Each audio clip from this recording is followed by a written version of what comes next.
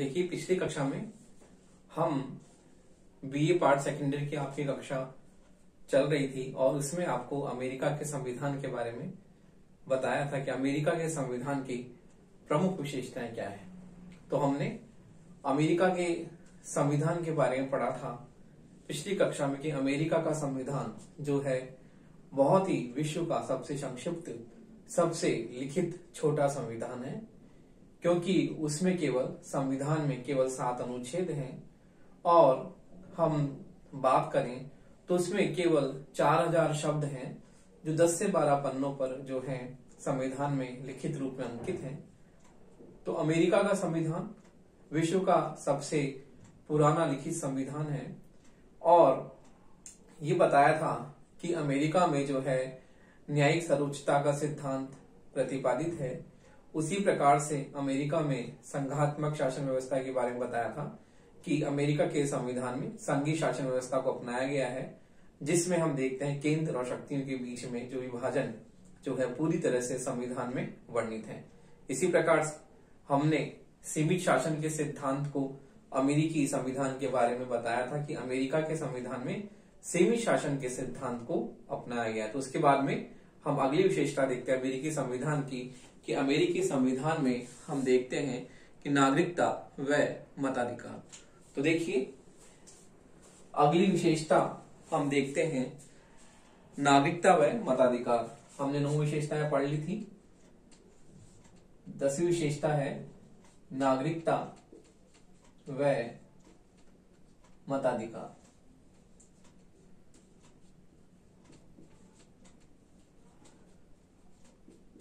तो देखिए, अमेरिकी संविधान में नागरिकों को मत देने का अधिकार प्राप्त है और वहां पर भी जो है मताधिकार की बात वयस्क आधार पर है और वयस्क होने पर स्त्री पुरुष सभी को वहां पर समान रूप से मत देने का अधिकार प्राप्त है। तो इसी प्रकार वहां पर हम देखते हैं, हमने देखा कि अमेरिका का संविधान लोकतांत्रिक गणराज्य पर आधारित है और लोकतांत्रिक गणराज्य में राज्य का जो अध्यक्ष होता है वो वंशानुगत न होकर निर्वाचित रूप से प्रतिनिधि होता है, निर्वाचित होता है। तो शासन का अध्यक्ष वंशानुगत न होकर निर्वाचित है। तो हम देखते हैं कि उसमें हम मत के आधार पर प्रत्येक व्यक्ति जो होता है मत देने का अधिकार उसे प्राप्त होता है और मताधिकार के आधार पर उम्मीदवारों को नागरिक चयनित करते हैं और उम्मीदवार जो है जब निर्वाचन में विजयी हो जाते हैं तो उसके बाद में वो सरकार संभालते हैं और शासन कार्यों में वो जो है अपना प्रशासनिक कार्यों को कुशलता पूर्वक संचालित करते हैं। इसी प्रकार हम नागरिकता की बात करें तो हमारे यहाँ पर भारत में एकल नागरिकता है, जबकि हम देखते हैं कि अमेरिका में संघीय व्यवस्था की एक हमें अलग खासियत देखने को मिलती है कि वहां पर दोहरी नागरिकता हम देखते हैं कि अमेरिका के संविधान में दोहरी नागरिकता वहां पर प्राप्त है नागरिकों को, कि व्यक्ति जो है केंद्र की नागरिकता भी प्राप्त है और जिस राज्य में वह निवास करता है वहां की नागरिकता भी उसे प्राप्त है।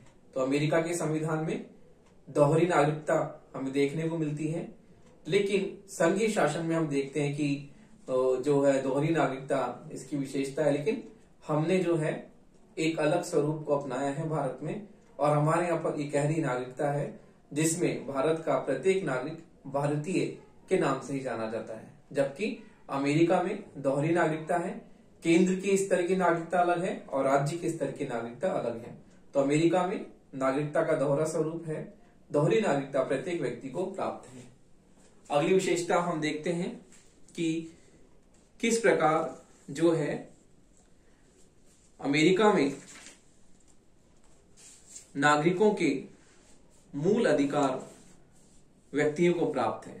तो देखिए, नागरिकों के मूल अधिकार अगली विशेषता है अमेरिकी संविधान की। नागरिकों के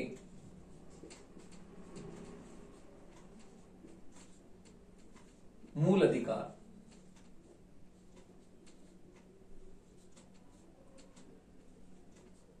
तो देखिए, हम मौलिक अधिकारों की बात करते हैं और प्रत्येक व्यक्ति को जो है मौलिक अधिकार संविधान द्वारा प्रदत्त हैं। संविधान में सभी नागरिकों के अधिकार लिखित रूप में दिए गए हैं और अमेरिकी संविधान जो है नागरिकों का जो मौलिक अधिकार है उसका लिखित रूप में संविधान में वर्णन है। तो अमेरिकी संविधान में नागरिकों के मौलिक अधिकार पूरी तरह से वर्णित हैं, जैसे मौलिक अधिकारों में जीवन का अधिकार, स्वतंत्रता का अधिकार, संपत्ति का अधिकार, ये सब अधिकार वहां पर नागरिकों को प्राप्त हैं। तो अमेरिकी संविधान नागरिकों के मौलिक अधिकारों की सुरक्षा भी वे नागरिकों को प्रदान करता है, क्योंकि अमेरिका में न्यायिक पुनरावलोकन का सिद्धांत प्रतिपादित है और न्यायिक पुनरावलोकन के सिद्धांत के द्वारा जो न्यायपालिका है वो संविधान की सुरक्षा करने का दायित्व भी निभाती है और उसी के साथ साथ वो नागरिकों के मौलिक अधिकारों की सुरक्षा भी जो है नागरिकों को प्रदान करती है। तो इस प्रकार हम देखते हैं कि नागरिकों के मौलिक अधिकार जो हैं संविधान में, अमेरिकी संविधान में वर्णित हैं और नागरिकों को वहां पर मौलिक अधिकार दिए गए हैं। तो इस प्रकार अमेरिकी संविधान जो है नागरिकों के मौलिक अधिकार की बात करता है और इस प्रकार हम देखते हैं कि वहां पर जो है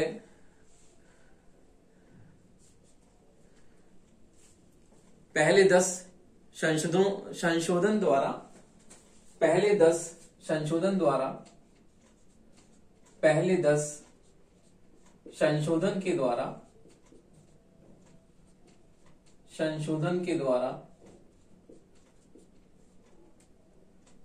पहले 10 संशोधन के द्वारा जो है नागरिकों को मौलिक अधिकार दिए गए हैं।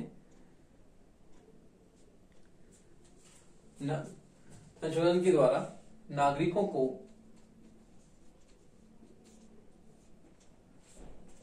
मौलिक अधिकार दिए गए हैं। नागरिकों को मौलिक अधिकार दिए गए हैं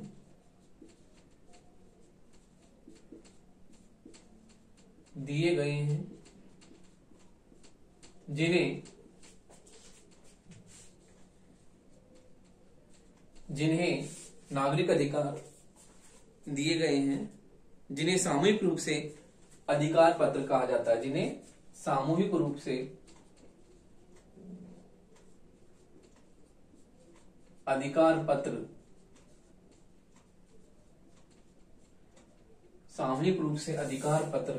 कहा जाता है।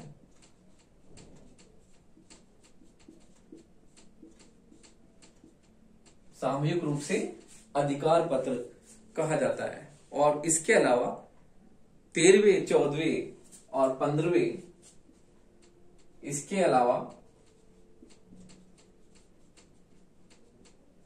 13वें, 14वें और 15वें संविधान संशोधन के द्वारा 13वें, 14वें, 15वें संविधान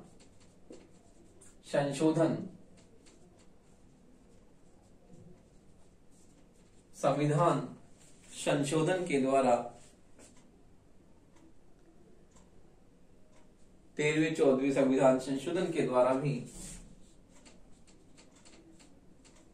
नागरिकों को मौलिक अधिकार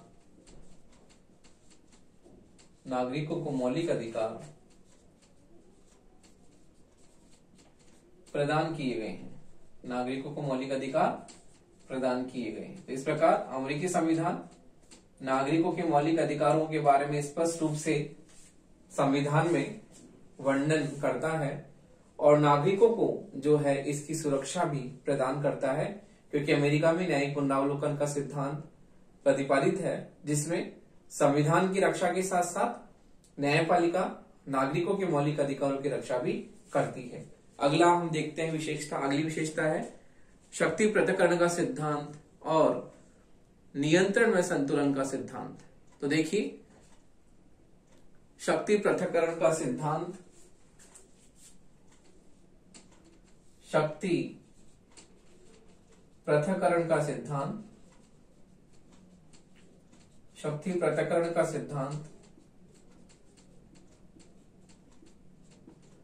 और नियंत्रण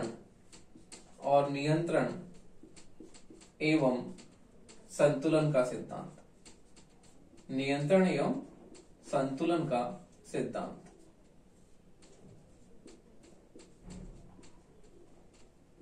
तो देखिए, अमेरिका में मॉन्टेस्क्यू के शक्ति पृथक्करण सिद्धांत को अपनाया गया है और मॉन्टेस्क्यू का शक्ति पृथक्करण सिद्धांत उसकी किताब द स्पिरिट ऑफ लॉज में वर्णित है। मॉन्टेस्क्यू ने अपनी पुस्तक द स्पिरिट ऑफ लॉज में बताया है कि शक्तियों का जो पृथक्करण किस प्रकार से है। इसमें उसने बताया है कि कार्यपालिका का कार्य जो है कानूनों को क्रियान्वित करना, व्यवस्थापिका का काम कानूनों का निर्माण करना, कानूनों को निर्मित करना, और न्यायपालिका का कार्य क्या है, बने हुए कानूनों के आधार पर न्याय करना। तो मॉन्टेस्क्यू ये कहता है कि कार्यपालिका अपने क्षेत्र में कार्य करे, वो नीतियों और निर्णयों को क्रियान्वित करने का कार्य करे, और व्यवस्थापिका का मतलब जो संसद है वो कानूनों को निर्मित करे, कानून निर्माण का कार्य करे। इसी प्रकार से जो न्यायपालिका है उसका कार्य न्याय करने का है, वो न्याय करे। तो मॉन्टेस्क्यू ये कहता है कि शासन की जो 3 अंग कार्यपालिका, व्यवस्थापिका, न्यायपालिका बहुत ही महत्वपूर्ण है और शासन की इन तीनों अंगों को अपने अपने क्षेत्र में कार्य करने का पूर्ण रूप से अधिकार प्राप्त है। इसलिए शासन के तीनों अंग कार्यपालिका, व्यवस्थापिका, न्यायपालिका तीनों अपने अपने क्षेत्र में कार्य करें। तो देखिए, शासन को अत्याचारी बनने से रोकने के लिए जो है अमेरिका में इस सिद्धांत को अपनाया गया है, शक्ति पृथक्करण का सिद्धांत, कि शासन जो है अत्याचारी न बन सके। तो इसलिए शासन को अत्याचारी बनने से रोकने के लिए अमेरिकी संविधान में इस सिद्धांत को अपनाया गया है। उसी प्रकार से शक्ति पृथक्करण सिद्धांत के द्वारा कार्यपालिका, न्यायपालिका, व्यवस्थापिका तीनों अलग अलग दिशाओं में कार्य न करें। इस कारण से इन तीनों में समन्वय और सामंजस्य स्थापित करने के लिए नियंत्रण और संतुलन के सिद्धांत को अपनाया गया है कि शक्ति पृथक्करण सिद्धांत के द्वारा कार्यपालिका, व्यवस्थापिका, न्यायपालिका तीनों अपने अपने क्षेत्र में कार्य करेंगे तो शासन निरंकुश हो जाएगा, शासन में मनमानी होने लगेगी, और इस प्रकार से शासन में निरंकुशता को रोकने के लिए, शासन में मनमानीपन को रोकने के लिए, शासन में समन्वय और संतुलन बिठाने के लिए वहां पर शक्ति पृथक्करण सिद्धांत के साथ साथ नियंत्रण और संतुलन का सिद्धांत अपनाया गया है, ताकि शक्ति पृथक्करण सिद्धांत के द्वारा शासन में जो गतिरोध उत्पन्न हो, तो शासन में गतिरोध उत्पन्न न हो, इस कारण से अमेरिकी संविधान में शक्ति पृथक्करण सिद्धांत के साथ साथ नियंत्रण और संतुलन का सिद्धांत अपनाया गया है, जो कि हम आने वाली कक्षाओं में, आगे कक्षाओं में पढ़ेंगे कि आपके टॉपिक में है। तो इस सिद्धांत को हम आगे पढ़ेंगे अच्छी तरह से, व्यापक रूप से। तो अमेरिकी संविधान में शक्ति पृथक्करण सिद्धांत और नियंत्रण और संतुलन के सिद्धांत को भी अपनाया गया है। अगली विशेषता हम देखते हैं। अगली विशेषता है कि एक गतिशील संविधान है। तो देखिए, अगली विशेषता है अमेरिकी संविधान की एक गतिशील सिद्धांत, एक गतिशील संविधान है। तो देखिए, अमेरिकी संविधान एक गतिशील सिद्धांत है और समय और बदलती हुई परिस्थितियों के अनुरूप इसमें इतनी क्षमता है कि ये समय और बदली हुई परिस्थिति के अनुसार अपने आप को ढालने की क्षमता रखता है। जिस प्रकार से अमेरिका में समय इतना पुराना संविधान है, उसके बावजूद भी अमेरिका का संविधान आज भी प्रासंगिक है। आज भी इसकी महत्वपूर्ण उपयोगिता हम देखते हैं कि विश्व का सबसे जो है शक्तिशाली देश होने के कारण इसका संविधान जो है पुराना होने के बावजूद भी इसमें निरंतरता, गतिशीलता बनी हुई है, क्योंकि समय के अनुरूप ये अपने आप को ढालने में सक्षम रहा है और समय के अनुरूप, बदलती हुई परिस्थिति के अनुरूप इसने अपने आप को ढालने का पूर्ण रूप से प्रयास किया है। तो इस प्रकार अमेरिका का जो संविधान है वो गतिशील है और इसमें जो है अपने साथ साथ बदलती हुई परिस्थितियों के अनुरूप इसने अपने आप को ढाला है। तो इस प्रकार हम कहते हैं कि विश्व के संविधानों में अमेरिकी संविधान का महत्वपूर्ण स्थान है और ये विशेषताएं आपको इसलिए बताई गई हैं ताकि, जैसे कि आपकी परीक्षा में कई बार आता है कि अमेरिकी संविधान की 2 प्रमुख विशेषताएं बताइए, और अमेरिका के संविधान का हम जो है बहुत ही व्यापक रूप से जो है वर्णन तो नहीं कर सकते, क्योंकि जो है समय का हमारे पास में जो है अभाव है, कोर्स बड़ा है और समय पर कोर्स पूरा करना है। तो इसलिए जो है मैंने आपको ये संविधान की एक तरह से कहानी के रूप में आपको बताया कि किस प्रकार से संविधान के प्रमुख विशेषताएं क्या है, और जो आपके आने वाली कक्षाओं में भी आपके महत्वपूर्ण टॉपिक्स हैं उन पर हम चर्चा करेंगे। इस संविधान की विशेषताएं यदि हम सही ढंग से समझ लें तो हम उस देश के बारे में बहुत कुछ जो है हमें जो ज्ञान प्राप्त होता है और हम बहुत कुछ उस देश के बारे में समझ सकते हैं, क्योंकि ये विश्व के संविधान है। और इस पुस्तक में हमने देखा कि पहले हमने ब्रिटेन का पढ़ा संविधान और अब अमेरिका का संविधान है, तो इसमें विश्व के संविधान हम दूसरे देशों के संविधानों को उनकी विशेषताओं के आधार पर ही अच्छी तरह से समझ सकते हैं। इसलिए मैंने आपको इन विशेषताओं का जो है बहुत ही संक्षिप्त रूप से आपको बताया है कि इस देश की विशेषताएं क्या है, ताकि आप उस देश के बारे में समझ सकें और उस देश के बारे में आपको पता जो है लग जाए कि उस देश में मुख्य रूप से क्या क्या विशेषताएं हैं, जो कि आपकी परीक्षाओं में भी जो है कई बार पूछा जाता है। तो इस प्रकार अमेरिका जो बहुत ही शक्तिशाली देश है, और शक्तिशाली देश होने के कारण हम देखते हैं कि वो अपना पूरे संपूर्ण विश्व पर जो है अपना दबदबा आज भी बनाए हुए है और उसका दबदबा आज भी बरकरार है। तो इस प्रकार हमने अमेरिकी संविधान की प्रमुख विशेषताओं का वर्णन आपको बताया। तो हम ये कह सकते हैं कि अमेरिकी संविधान जो है अपने आप में इन सब विशेषताओं से परिपूर्ण है और एक बहुत ही शक्तिशाली संविधान है। तो आपका अगला टॉपिक जो है अमेरिकी राष्ट्रपति का आता है, तो हम उसके बारे में हम चर्चा करते हैं कि अमेरिकी राष्ट्रपति जो है किस प्रकार से निर्वाचित होता है। जैसे कि आप लोगों को पता है, हाल ही में अमेरिका में जो है राष्ट्रपति के चुनाव हुए। उन इलेक्शनों में अमेरिकी राष्ट्रपति डोनाल्ड ट्रंप को जो है हार हासिल हुई और नए राष्ट्रपति जो बाइडेन नए राष्ट्रपति के रूप में निर्वाचित हुए। तो देखिए, अमेरिका जो है एक विश्व का सबसे शक्तिशाली देश है और शक्तिशाली देश होने के कारण अमेरिकी राष्ट्रपति का पद जो है विश्व में बहुत ही महत्वपूर्ण है। तो हमने देखा किस प्रकार से अमेरिका में जो है डोनाल्ड ट्रंप ने जो बाइडेन को जो है किस प्रकार उन्होंने विजयी होने के बावजूद भी उन्होंने कोर्ट के फैसले का इंतजार किया और वहां पर जो हम कहते हैं मतदान प्रक्रिया, लोगों ने मतदान किया, लेकिन किस प्रकार से किया कि वहां पर डाक के द्वारा लोगों ने अपने मतदान को जो है बहुत ही महत्वपूर्ण रूप से उसमें भूमिका निभाई और डाक के द्वारा लोगों ने मतदान किया। तो इस प्रकार अमेरिकी राष्ट्रपति का पद विश्व का सबसे महत्वपूर्ण पद है, क्योंकि वर्तमान में हम देखते हैं कि विश्व में एक ध्रुवीय विश्व व्यवस्था हमें देखने को मिलती है, जिसका संचालन अमेरिका करता है। तो एक ध्रुवीय विश्व व्यवस्था में कि अमेरिका जो है संपूर्ण विश्व का संचालन करता है और इस प्रकार अमेरिकी राष्ट्रपति का पद जो है विश्व का सबसे महत्वपूर्ण और सबसे प्रतिष्ठित पद है। तो आपके परीक्षाओं में आता भी है कि अमेरिकी राष्ट्रपति की निर्वाचन व्यवस्था क्या है और अमेरिकी राष्ट्रपति के शक्तियां और कार्य का आप इनकी व्याख्या कीजिए। तो देखिए, आपका अगला टॉपिक है अमेरिकी राष्ट्रपति।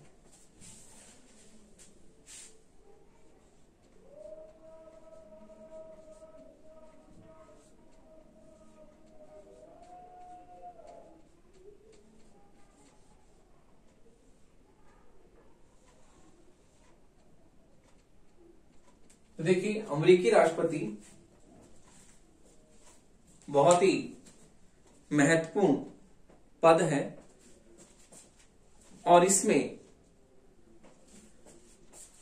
हम देखते हैं कि अमेरिका की जो है कार्यपालिका शक्ति जो है राष्ट्रपति में निहित है।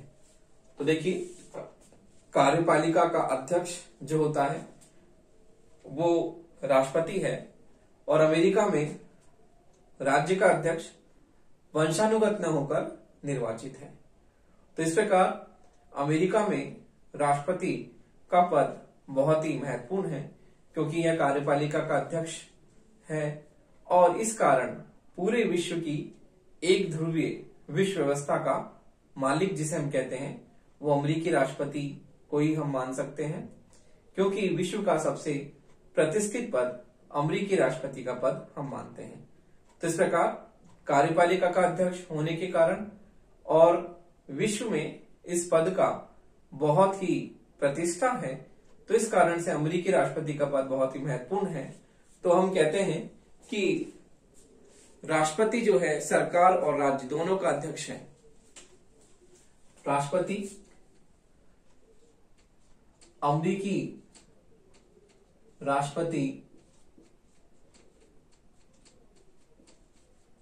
राष्ट्रपति सरकार व राज्य दोनों का अध्यक्ष है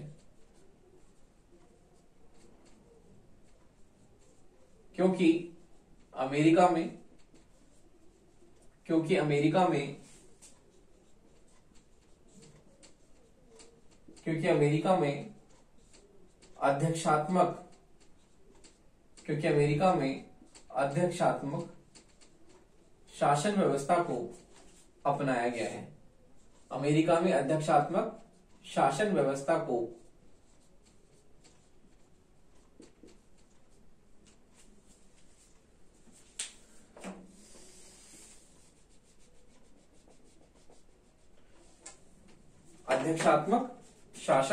को अपनाया गया है।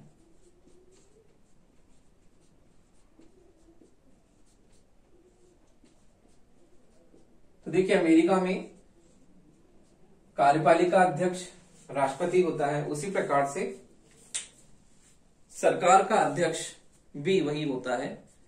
तो हम देखते हैं कि अमेरिकी राष्ट्रपति सरकार व राज्य दोनों का अध्यक्ष है क्योंकि अमेरिका में अध्यक्षात्मक शासन व्यवस्था को अपनाया गया है।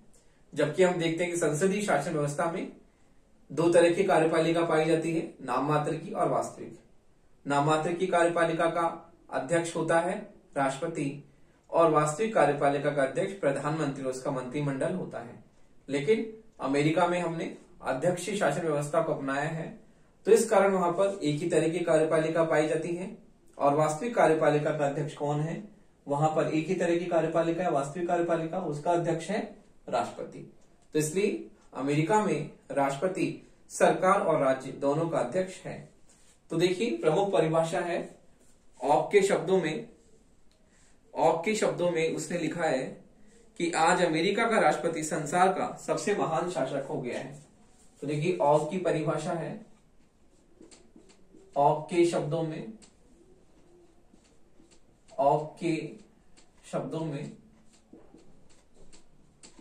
कि आज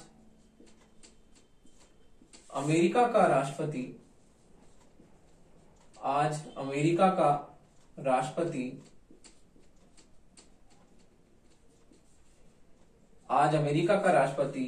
विश्व का महानतम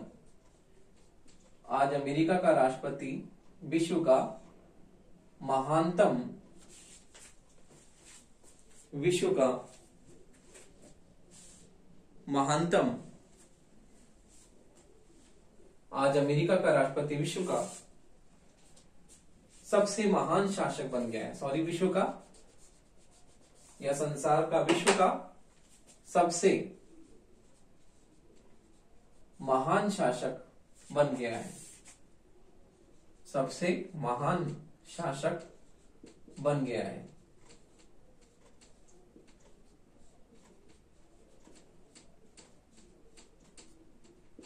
विश्व का सबसे महान शासक बन गया। उसी प्रकार से लास्की ने भी लिखा है कि ऐसी कोई विदेशी संस्था नहीं है जिसके साथ अमेरिकी के राष्ट्रपति की तुलना की जा सके। तो देखिए लास्की के शब्दों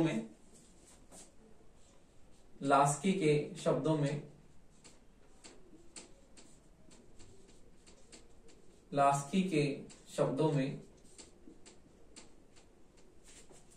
ऐसी कोई संस्था नहीं है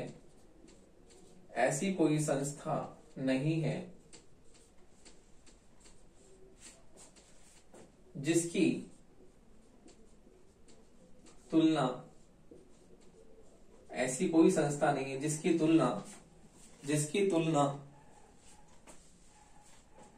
अमेरिका के राष्ट्रपति से की जा सके। जिसकी तुलना अमेरिका के राष्ट्रपति से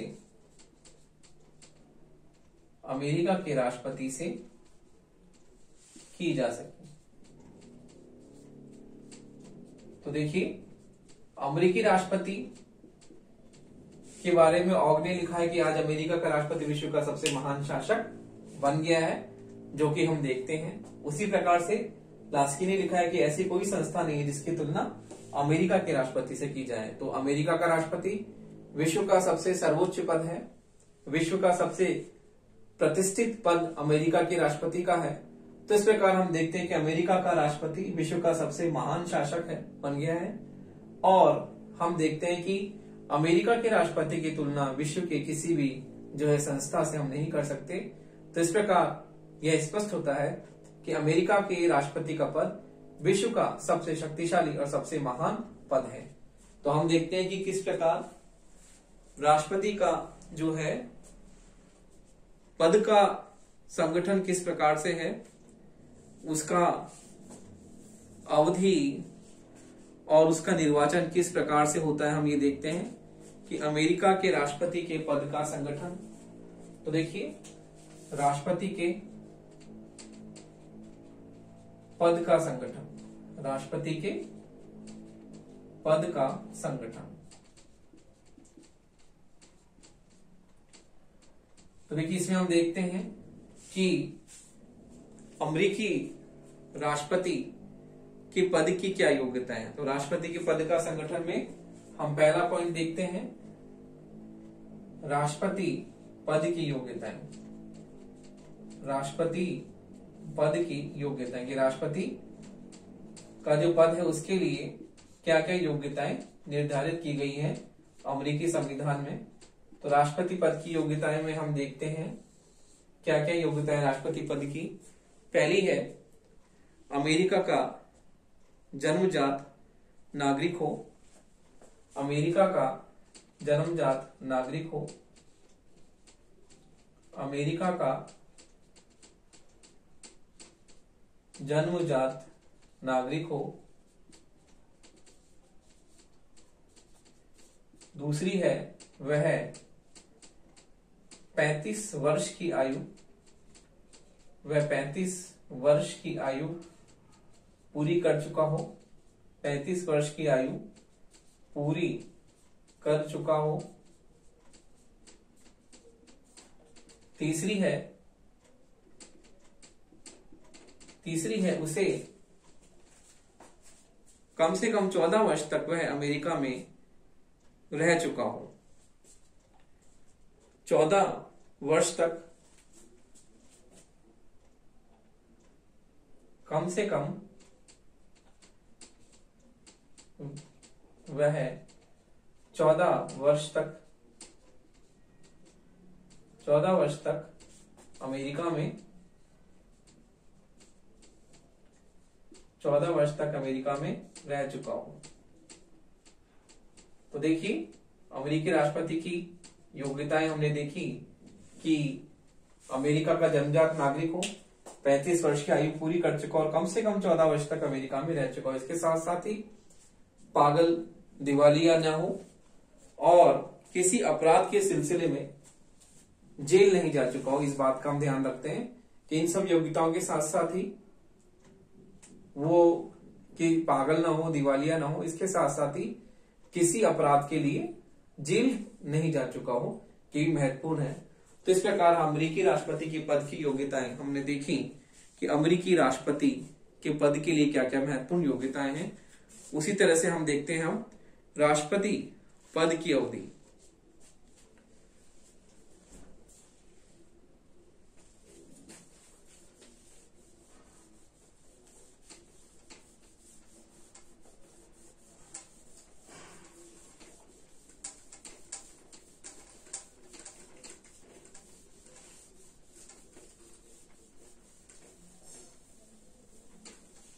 तो देखिए राष्ट्रपति पद की अवधि में हम देखते हैं कि अमेरिकी के राष्ट्रपति का कार्यकाल क्या है।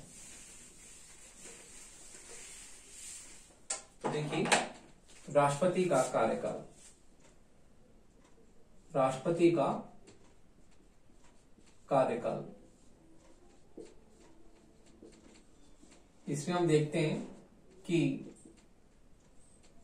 संविधान, अमेरिकी संविधान के अनुच्छेद 2 में, अमेरिकी संविधान के अनुच्छेद 2 में, अनुच्छेद 2 में यह वर्णित है, अनुच्छेद 2 में यह वर्णित है कि राष्ट्रपति, यह वर्णित है कि अनुच्छेद 2 में यह वर्णित है कि राष्ट्रपति का कार्यकाल जो है 4 वर्ष निर्धारित किया गया है। राष्ट्रपति का कार्यकाल 4 वर्ष निर्धारित किया गया है।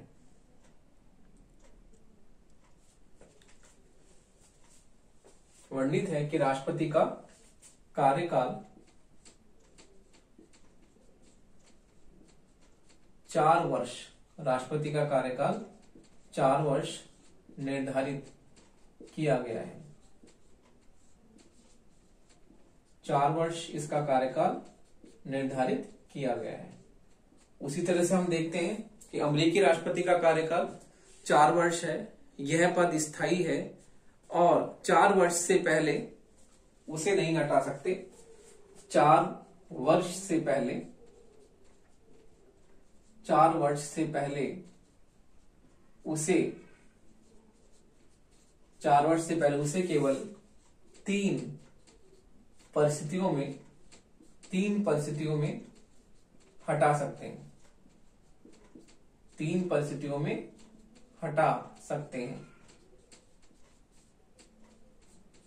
पहला है वह स्वयं त्यागपत्र दे दे, वह स्वयं त्यागपत्र दे दे, वह स्वयं त्यागपत्र दे दे, उसकी मृत्यु हो जाए, उसकी मृत्यु हो जाए, उसकी मृत्यु हो जाए, मृत्यु हो जाए। तीसरा है उस पर महाभियोग का आरोप, उस पर महाभियोग का आरोप, महाभियोग का आरोप सिद्ध हो जाए, उस पर महाभियोग का आरोप सिद्ध हो जाए। तो देखिए अमेरिकी राष्ट्रपति का पद जो है स्थायी है और इसे 4 वर्ष से पहले हम नहीं हटा सकते। केवल 3 परिस्थितियों में ही इसे अपने पद से पहले हटा सकते हैं। या तो वह स्वयं त्यागपत्र दे दे, उसकी मृत्यु हो जाए, या उस पर महाभियोग, इम्पीचमेंट का आरोप सिद्ध हो जाए। इन 3 परिस्थितियों में ही उसे अपने पद से पूर्व हटाया जा सकता है। तो इस प्रकार हमने देखा कि अमेरिकी राष्ट्रपति का पद बहुत ही महत्वपूर्ण है और विश्व में सबसे प्रतिष्ठित पद जो है अमेरिकी राष्ट्रपति का है।